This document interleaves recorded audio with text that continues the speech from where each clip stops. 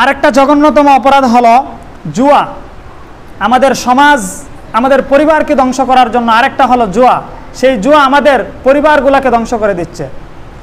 আল্লাহ রাব্বুল আলামিন পবিত্র কোরআনে জুয়া সম্পর্কে রাসূল কারীমকে সতর্ক করে দেন, কারণ রাসূলকে আয়েশা জিজ্ঞাসা করবে, রাসূল কারীম সাল্লাল্লাহু আলাইহি সাল্লাম কি উত্তর দিবেন তিনি আগেই শিখিয়ে দিলেন। ইয়াসআলুনাকা আনিল খামরি ওয়াল মাইসির কুল ফীহিমা ইসমুন কাবীরু ওয়া মানাফিউ লিন-নাস ওয়া ইসমুহুমা আকবারু মিন নাফইহিমা। আল্লাহর রাসূলকে বলেন, ওগো রাসূল, আপনাকে সে জিজ্ঞাসা করবে তারা মদ পান করা এবং জুয়া খেলার ব্যাপারে জিজ্ঞাসা করবে, আপনি বলবেন এটা হলো মহাপাপ, কবিরা গুনাহ। এটার মধ্যে সামান্য উপকারিতা আছে, কিন্তু এটা মহাপাপ, কবিরা গুনাহ। এই সামান্য উপকারিতার চাইতে এটার মধ্যে ক্ষতি বেশি। আপনি দেখবেন যারা জুয়া খেলে এরা এতটা বেপরোয়া, তার বাড়ির এমন কোনো জিনিস নাই যেটা বিক্রি করে না, এমনকি বউ পর্যন্ত বিক্রি করে, বউর শাড়ি বিক্রি করে, গহনা বিক্রি করে, মোবাইল বিক্রয় করে, সব বিক্রয় করার পরে অবশেষে বউরে পর্যন্ত তালাক দেয়, বউরে পর্যন্ত আঘাত করে, মারধর করে। তাহলে এই জঘন্যতম অপরাধ হলো জুয়া।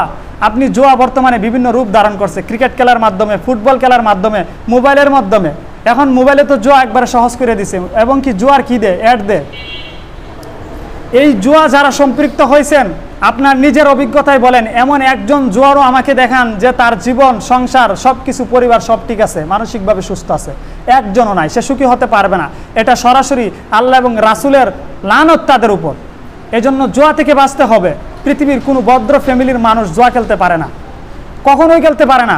এটা এমন একটা লোভ, এই লোভের মাধ্যমে আপনার জীবনকে নিঃস্ব করে দেয়, আপনি ভিক্ষাও পাইবেন না।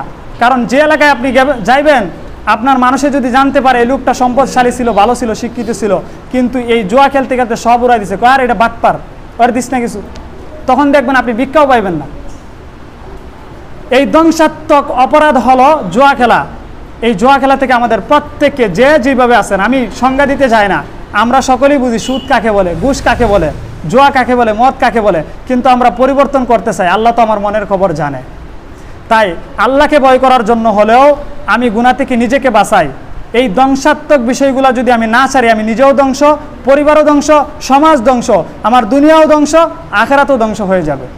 এই সব কিছু থেকে এই জঘন্যতম অপরাধ, আমার ক্যান্সার, আমার সুদ নামক ক্যান্সার আমার শরীরে আছে, আমার মদ পানের মতন ক্যান্সার আমার শরীরে আছে, জুয়া নামক ক্যান্সার আমার শরীরে আছে, ধূমপানের মতো জঘন্যতম ক্যান্সার আমার শরীরে আছে।